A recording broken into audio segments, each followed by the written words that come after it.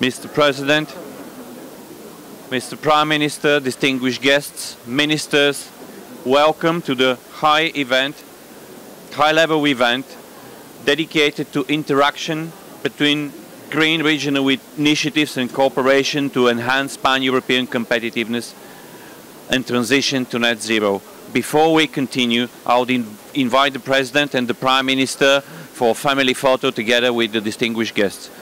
Mr. President, Mr. Prime Minister, please come to the front. So we finished? That's it? That's it? Yes.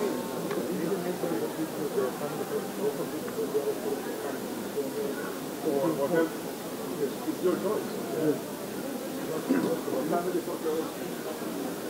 We're a small family. This is 80% of my family. 65% of you.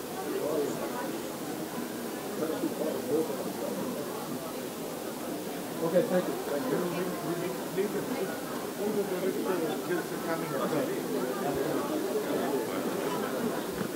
Ladies and gentlemen, this event is hosted by the Minister of Energy of the Republic of Bulgaria, Mr. Vladimir Malinov.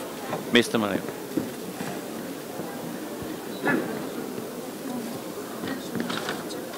Isn't it hectic, like always in the energy sector?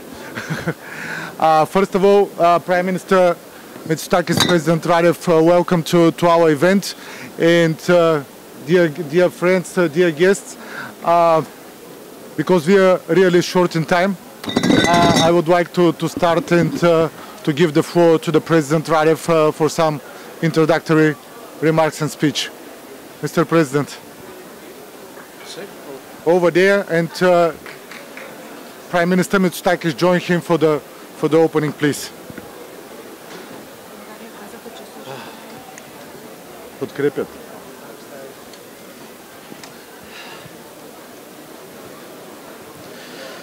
So it's real Bulgarian Greece Day today.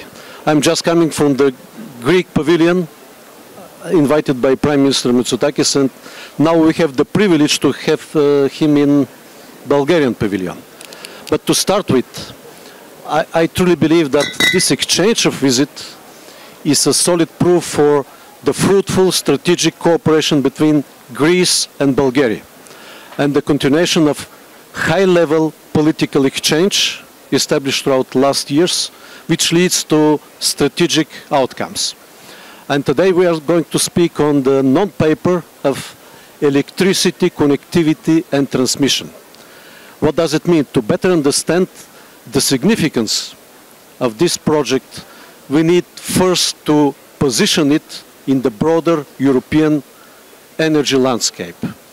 And I shared these thoughts on the Greek pavilion, but it is vitally important to analyze the significance of this project from the vantage point what's going on right now in Europe.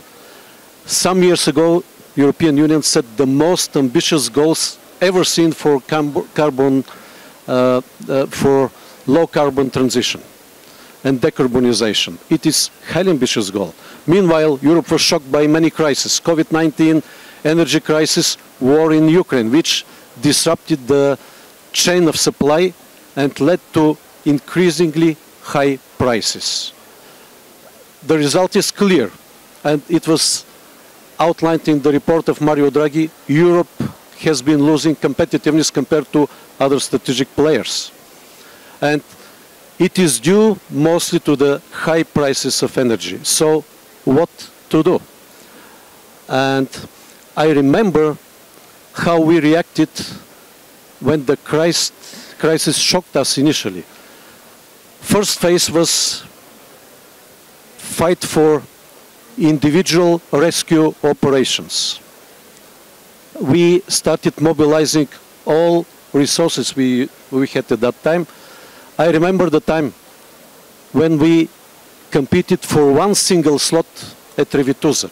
Every day I used to phone the Prime Minister of Greece, please help us with one slot. Yeah, I got it. Thank you.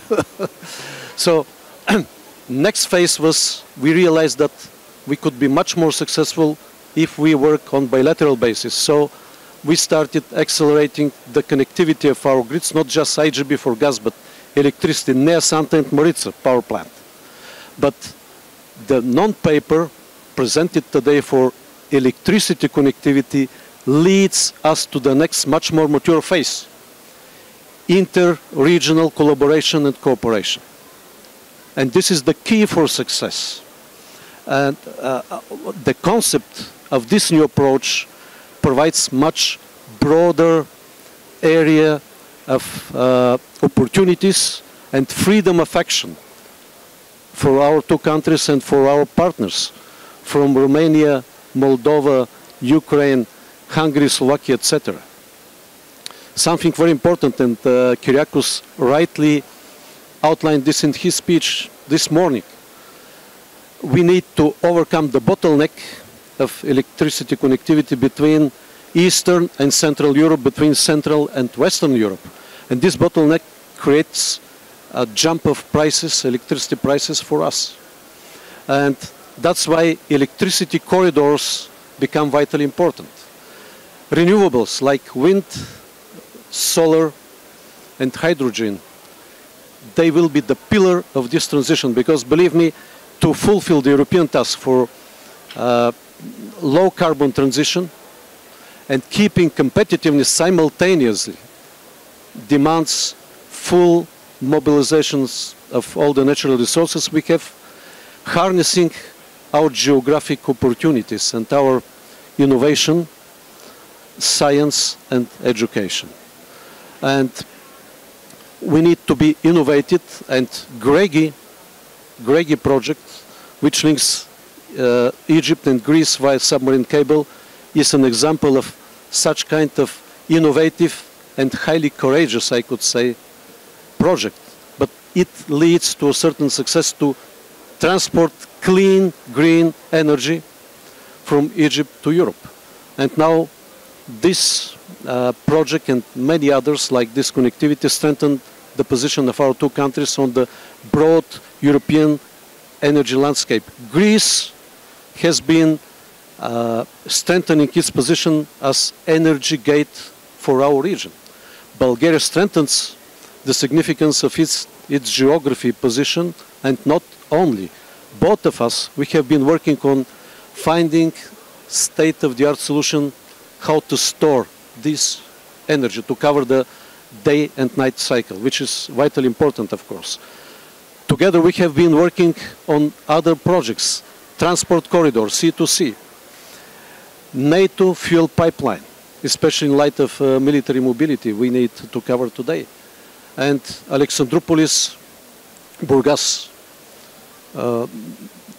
not fuel but oil pipeline, and something very important, connecting digital connectivity, because information is the commodity of the future. How to transport, to store, to organize and secure the data we need to be successful for future challenges. So I'm very glad that today we can discuss and we can continue on our road to find solutions working together, because only provided we stay together we can increase our interoperability, we can increase diversification and security of supply of clean energy, and that will be the key for the future. In fact, Greece was the first country in the region building big data centers, and the Prime Minister of Greece knows what does it mean.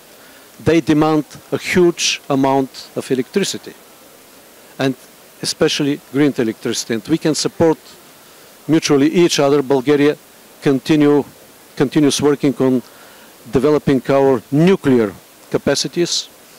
Greece is establishing rapidly renewable energy capacities from solar and wind. So working together we can be much more successful, and something very important, if we succeed developing our inter-regional connectivity to link our energy systems with North Sea capacities. So we produce solar, they produce wind energy. If we link with enough capacity, we can be much more successful in building competitiveness. So thank you once again, Kyriakos, for coming and sharing your thoughts about this.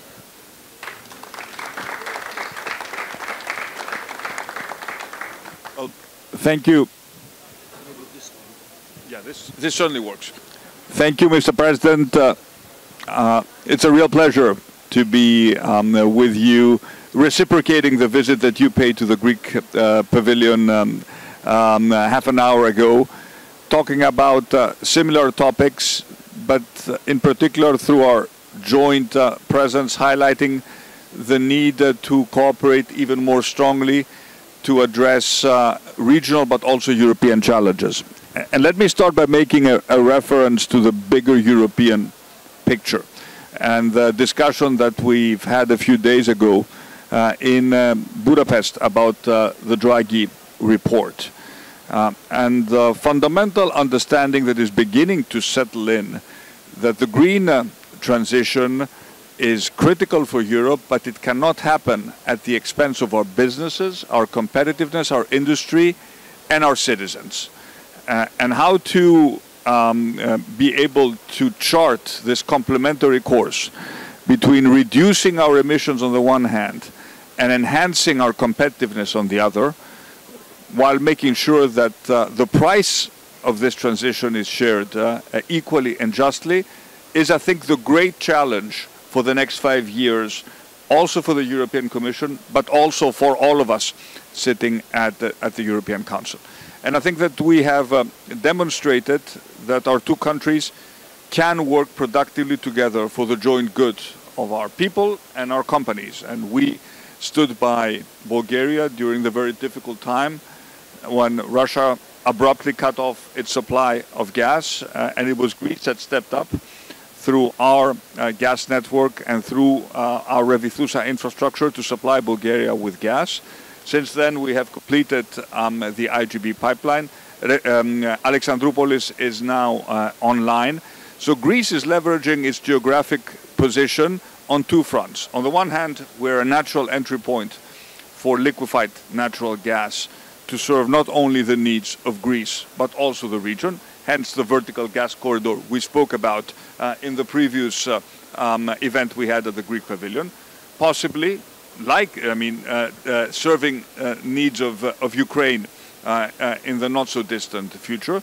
But of course, what is discussed today is of even greater importance to me, and this is electricity interconnection and how we can make sure that this green transition actually leads to lower electricity prices and not higher electricity prices. Greece is a leader in renewables. We produce 50% of our electricity from the wind and the sun. If you add our hydro potential, it's more than 50%. But when you look at the prices of electricity that we pay over the past months, they've actually been much higher than the prices of our European, Central European and Western European friends. And this was not just an issue for Greece, it was an issue for Bulgaria, it was an issue for Romania, it was an issue for Hungary. And this was not just a spike of 1 to 2 days. It was an event that took place for almost 2 months. And what I found extremely frustrating is that when I asked the European Commission for an explanation, why is this happening? Why in a supposedly single market we see such huge deviations of price? No one was actually able to provide a concrete explanation to me. We've created essentially a very complicated black box of electricity pricing, which does not offer us the possibility to explain to our citizens what exactly is happening. What we know is happening is that we need more interconnections, and we need a greater convergence of prices. And the logic of interconnections is exactly the following. If Greece can produce cheap renewable energy certain hours or certain days a month, it should be able to export that energy cheaply to those countries who need it. And if Bulgaria can produce cheap energy in a particular point in time during the day, it should be able to do the same.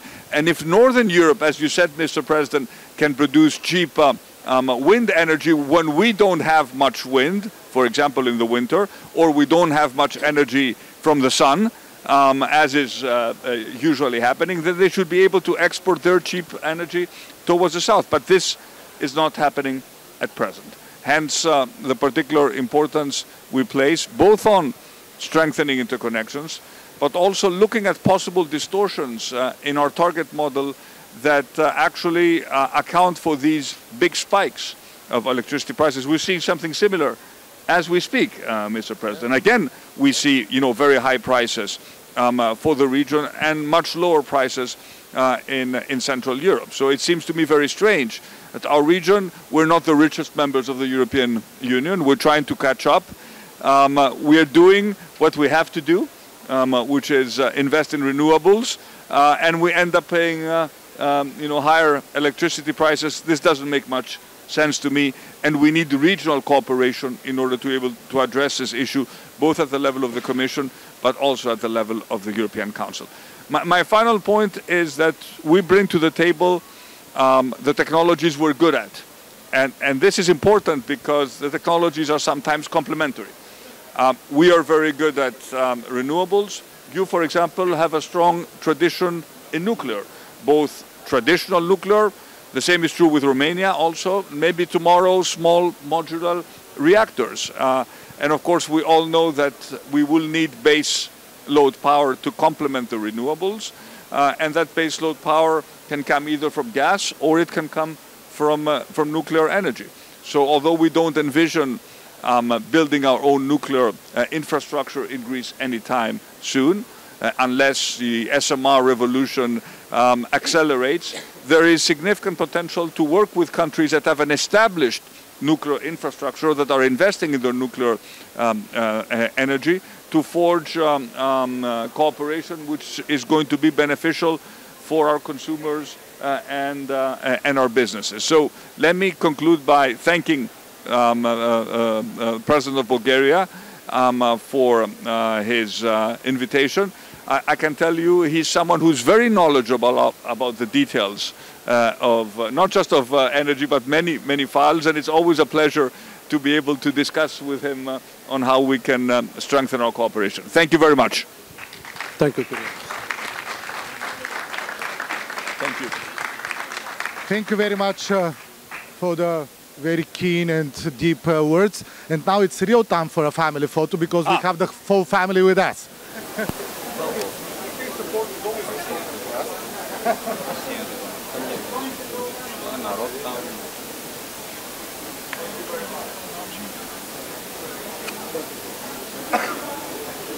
First of all, I would like to thank you for joining our event and being part of this initiative.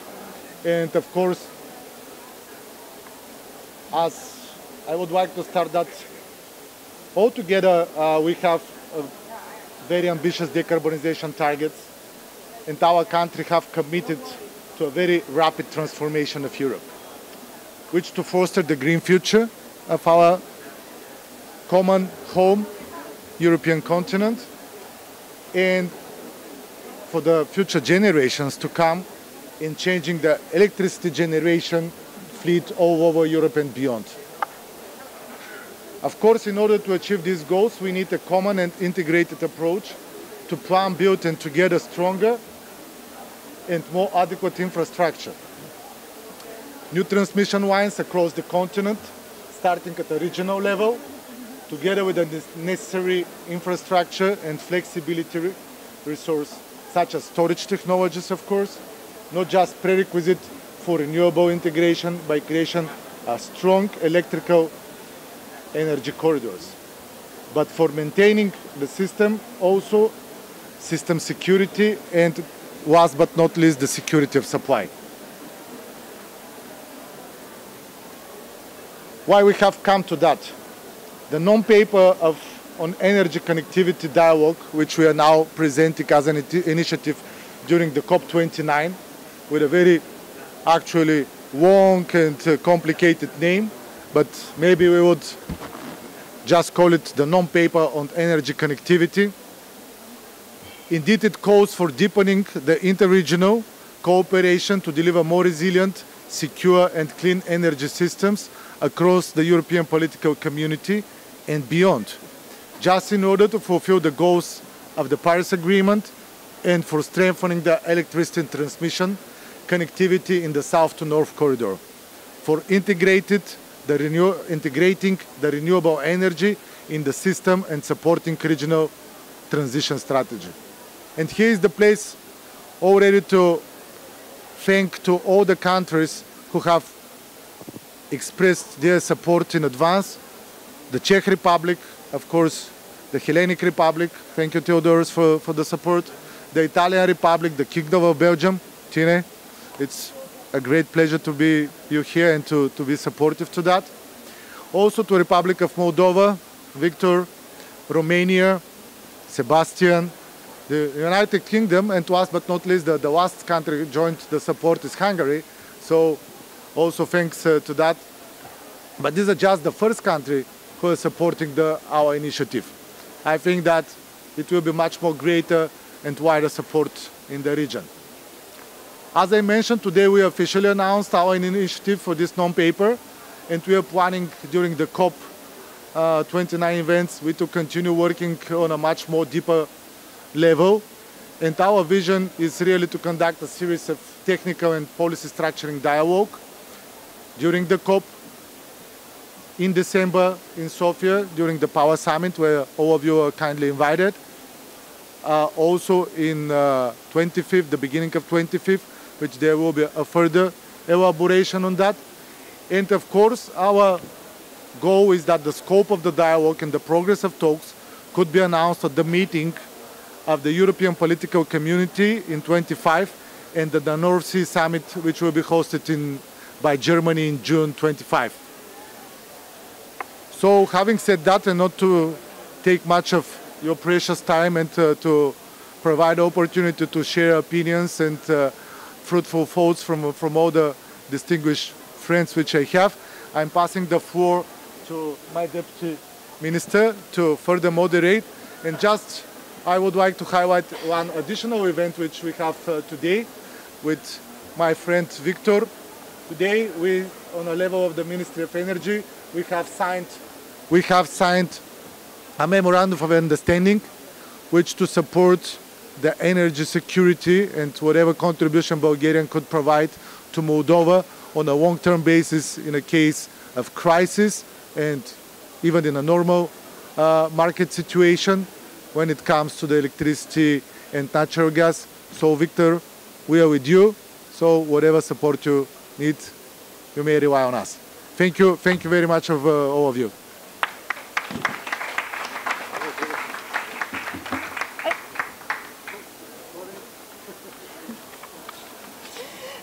Sorry, we are living in dynamic days today.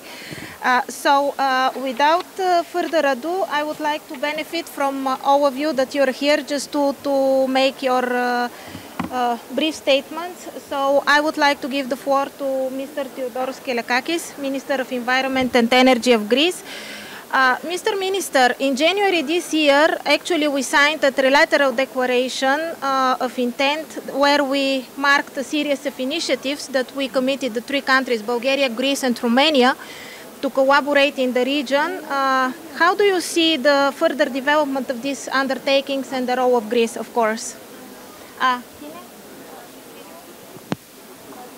Sorry, thank you. Well, okay. Since that time, we had the unfortunate series of events that make our cooperation much deeper.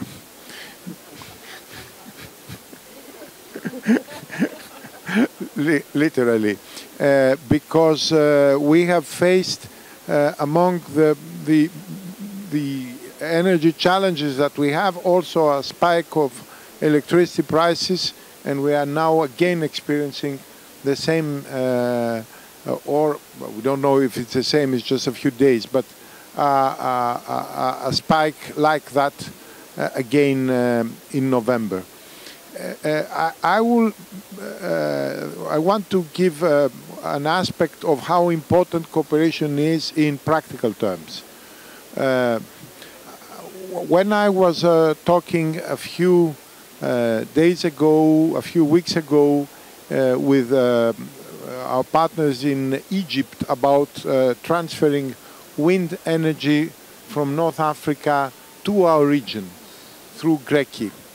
What came very important in the discussion is that we will be transferring a different weather to our region.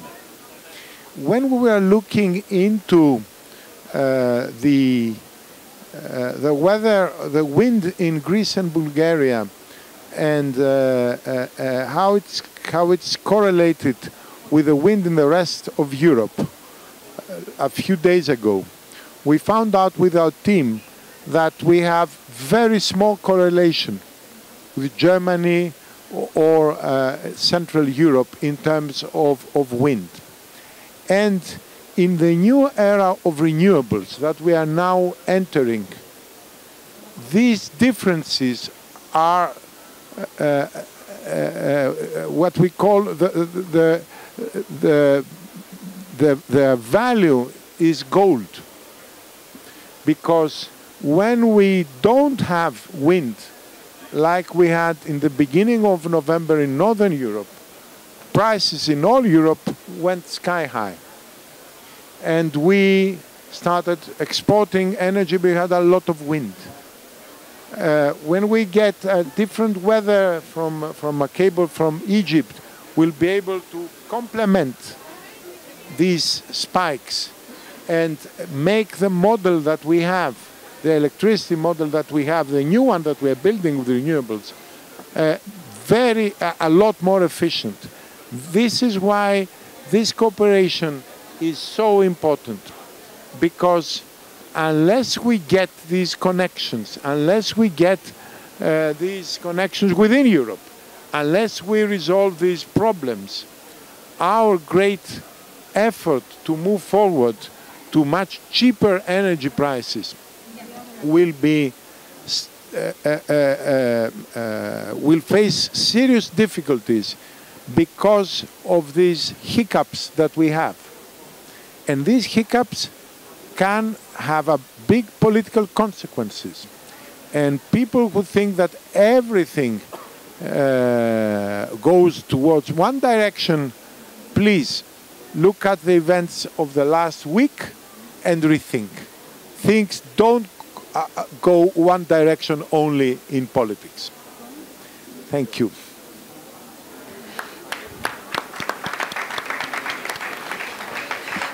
Thank you, Minister Kyriakos, and maybe I can invite Minister Bourgia to make the following intervention, because anyhow our three ministers always go together in the challenges, so I think it's good if you can follow up. Thank you. Thank you, and thank you for this non-paper and for bringing this absolutely critical topic. We are all on the same side, in the same team. And you don't have to look very far. You just look at the map of energy prices today. And I'm especially sympathetic to Hungary, which is the European champion today. But obviously that's not a good thing. And as we all know, it's not good for citizens. It's not good for companies. It completely wipes out any competitiveness we could hope to have. And it's a matter of fairness, of morality. I was inspired by my friend, the minister from Greece, and I was reminded of the Peloponnesian War.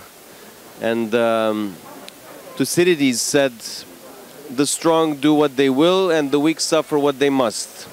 And that's the foundation. Yeah, well, indeed, but it was told by Thucydides. The Athenians said so. Now it seems that others are saying it. But that's the basis of pragmatism in international relations, or realism. I don't think the EU is based on that. The EU is based on common values, on morality, on a single market, and highly agree with the fact that if today it's us, tomorrow it's going to be Western Europe. Goes both ways. Last year we had a great year in energy. Romania was a net exporter after many years. It rained a lot. It could happen again in the following years. So if we truly want a single market, we need interconnections. And so I really hope the Commission will listen to our call. I really hope it will come up with a clear timeline for enhancing interconnection capacity. Romania currently is interconnected around 38% of our actual capacity. 38%. Let's look at other countries in Central Europe, which are transit countries by definition. They're nowhere near that. And that's why on the map, affordable energy stops somewhere in the middle of Europe. I won't name names, I've named them before. We're all friends. But that's just a reality, and we need to admit it and act. There is funding, and I'll end on this, there is funding for this thing. It's not a complicated thing. It takes years anyway, but technically it's absolutely doable. And I think there are interconnections that can be easily done. And I'm looking at Hungary, but not at Hungary directly, but somewhere more west. So with that, I want to thank you again for this opportunity. Sebastian, thank you. And let me add that the Athenians lost the war. Thank you, Minister Burja. And if I can ask State Secretary on Energy Security, Mr. Peter Stratai, to make an intervention, because Hungary is also a collaborator on the Green Energy Corridor. We have a lot of collaboration on diversification and on interconnectivity that is on the agenda today. So if you can intervene, please. Thank you so much, and it's a privilege to be here today and to have the right to intervene. For Hungary, the Bulgarian initiative is a very important one because it's a symbol of building connectivity between our countries, and it's also about our green transition. We will not be able to reach our pledges and to live up to our pledges by 2050 to become carbon neutral if we do not connect ourselves more to each other. And other speakers pointed at the problems with the prices, with the lack of infrastructure, which is our legacy from the times before 1990. Although we have done a lot to connect ourselves, it's still not sufficient. And in that respect, I'd like to draw your attention to one of the important projects which we are part of, and Bulgaria is just joining it, actually, the Green Energy Corridor, together with Azerbaijan, Romania, Georgia, Hungary, and now Bulgaria. This is a very important project because it connects Central and Eastern Europe with the region of the Caucasus and maybe later with Central Asia. We have to do that because otherwise we will not survive. And if we want to survive and we want to have energy security, then we must cooperate. One more thing, last week we had a very successful summit meeting of the European political community in Budapest, and I think this initiative now by Bulgaria is very well connecting to that, because these are the concrete things. We support the green energy transition, but at the same time, as I think it was mentioned also by the Greek Prime Minister, we have to take care about our competitiveness, and we have to strike a balance between green transition and the efficiency of our economies. So in that spirit, we are very eager and very happy to join the Bulgarian initiative once again, and let's continue in this spirit. Thank you. Thank you, Minister. And now if I can ask Mr. Victor Părlicov, Minister of Energy of Moldova. Dear Minister, we just signed an MOU on cooperation in the field of energy security, and it is symbolic that we did it here on COP event. What is your vision regarding the developments? How do you see all this interconnectivity, solidarity, cooperation from the Moldovan perspective? Thank you. Well, first of all, thank you very much for the invitation. We are among the countries invited to this panel, the only one that are not members of the EU. We're working towards it. But one thing I want to say is that our goal is to become part of the common European energy market before we become a member state. Now, in order for us to become part of the common energy market of the EU, there should be a common market in the EU in the first place. And what we are seeing today, indeed, is that the connectivity is one big limiting factor for the creation of a functional market. And the disparities in prices is just a symptoms. These are just symptoms of non-coherent, non-cohesion market. For us, this is extremely important, particularly since 2022, when Ukraine and Moldova synchronized our grids with ENTSO-E and became part of the, basically, transmission system of the continental Europe. All price spikes, and particularly today, where Ukraine is heavily reliant on import of electricity, unlike previously when they were exporting a lot of electricity, the war is leaving a footprint on the functioning even of the European energy market. Now, there's one thing to have Ukraine exporting 60 or 600 or 1,000 megawatts to the European market, and there's another thing when Ukraine needs 1.7 gigawatts or 2 gigawatts of electricity to import. And that also puts pressure. That's why the more important it is to create a functional and well interconnected region that would allow for these flows of energy to participate in the market. Because what we're seeing now is there's energy, there is, let's say, there's energy in different parts, but there is no flow of energy. That's what limits the market. Now, for Moldova, again, we are building our the first pillar of our energy strategy when it comes to security is first of all integrating into the European energy market.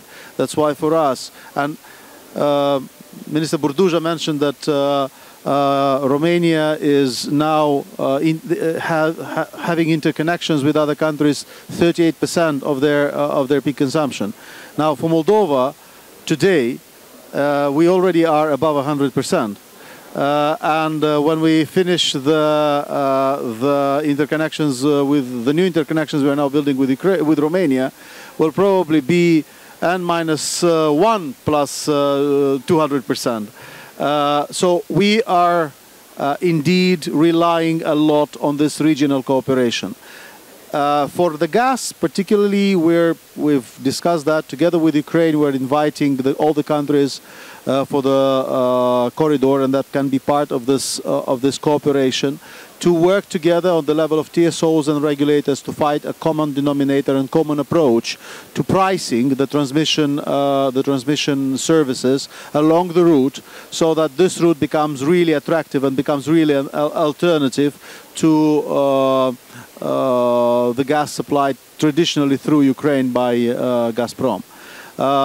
Indeed, there's no clarity as to what will happen after the 1st of January with transit through Ukraine, but the more the region is interconnected and the more cooperation, because now it's not even so much about building new interconnections on the gas side, it's about cooperating on the regulatory side, whereas on the electricity is of course much more to be done on the infrastructure that will take years, as mentioned.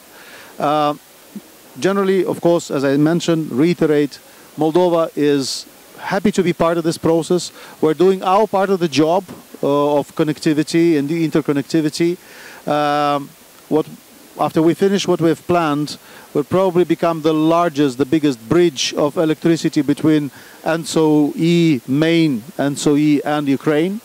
And that we hope will help the process of reconstruction of Ukraine. In the meantime, we all need to make sure that there is a functional market in the EU that we can adhere to. Thanks.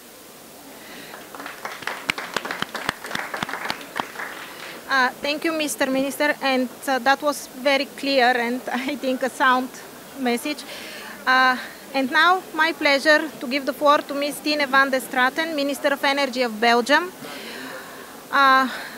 Ms. van der Straten, you were very much engaged with the interconnectivity and setting up the agenda at European level. How do you see the need and the process of strengthening the interconnection between North and South Europe, between East and West? Thank you. I have an idea to do that. But let me first congratulate you, your team, Minister Malinov, on this great initiative taken by Bulgaria. Let me also congratulate you as a group from the CESEC region. You have really come together as a strong group. Also, the meeting you had last year in the Acropolis was really, I think, an engine for this closer collaboration. I want to say something about infrastructure, something about price, and then how we can move forward from this. First, on infrastructure, it cannot be underestimated what the importance of infrastructure is for security of supply, but also security in general. The High Caucasus, the Caucasus region was mentioned, but also the Western Balkans are very important. The interconnection that in your part of Europe, let's say, is not only important for Europe, for Europe in general, but also for those regions that are bordering Europe and that also needs this energy security and security in general. It was, in the end, infrastructure that kept the lights on in Ukraine because of the Ukrainian electricity grid to be connected to the European grid made it as a peace project. So infrastructure as a peace project is very important, and also to have this economic security because it will bring prices down. And I say this as being a Belgian minister, a very well interconnected country. We have the beauty of having a sea and offshore wind, but we can never produce in our country all the energy and the electricity we need. So we rely on interconnections, and we are interconnected with all our neighbors. So infrastructure is of utmost importance. But you are also confronted with a lack of infrastructure and also confronted with high electricity prices now. And these interconnections will not be built tomorrow or in the months to come, in 3 months' time. No, it's a 10-year project. So that also means at the European level we should continue to work on mechanisms to control these price spikes. It's something that you have been putting on the agenda. You were referring to it, and I will reiterate here also again that we should think towards a European electricity price, as if interconnection was there, and so it's also a very important aspect today. And now how to move forward. Indeed, under the Belgian presidency, we have made grids and interconnection front and center. So that's why it was also very important to us to support this initiative from Bulgaria. But what was also very important was in these council conclusions that were adopted unanimously, we put a strong focus on regional cooperation. That it starts in the regions. And the regions will work in this broader European perspective. And so Belgium is the incoming chair of the NSEC regional cooperation, the North Sea Energy Corporation. And so as an incoming chair of NSEC, I will organize a meeting with different regional initiatives that exist, so that we can, coming from these different regional initiatives, we can come together, and preferably at ministerial level, to come from each of our regions with our lessons learned, what we want to do, so that we can then bring this to the European agenda together. So I'm thinking about NSEC, the MED9, BMIP. We have these different regional initiatives, and now we need to coordinate among them. So beginning of next year, put it in your agendas. And this will be an important next step, so that we can also work further on this on a more global European agenda.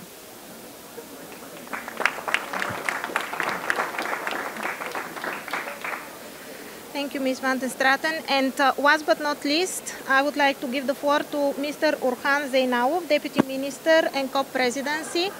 We have this excellent setup at the COP event for this discussion, and of course, when it comes to security, diversification, affordability of energy supplies, Azerbaijan is a key partner. Mr. Minister, please.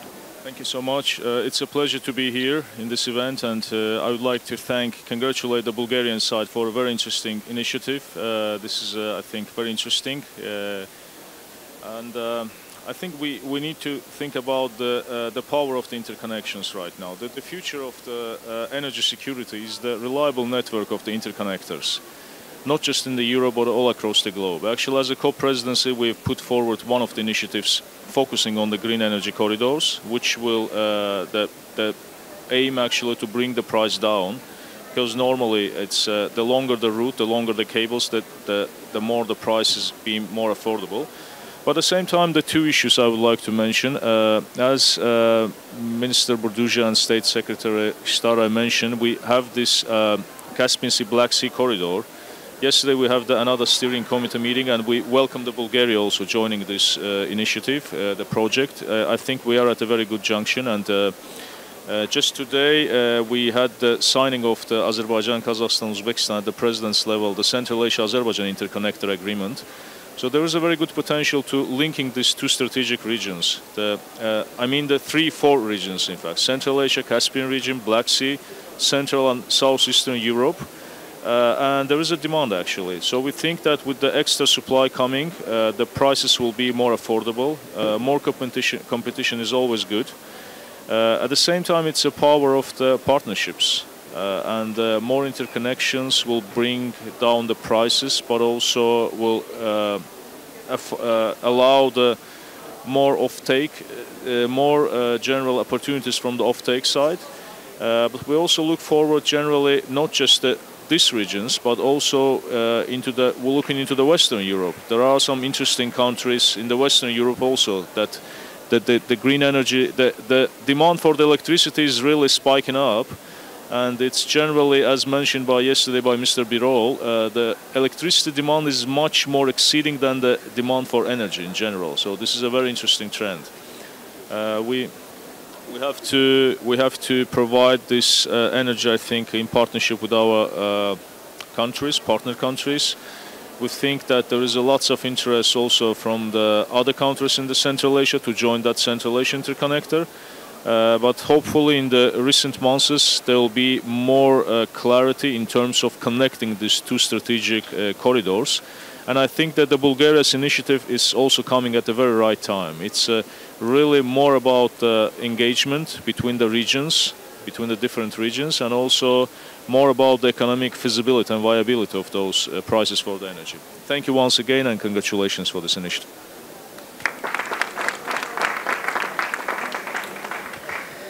Dear Ministers, thank you so much for these interventions and for your time today. I think we all heard quite clear messages on the need of connectivity, on cooperation, and most importantly, we have also a clear way forward and steps to come, as well as particular initiatives in the region.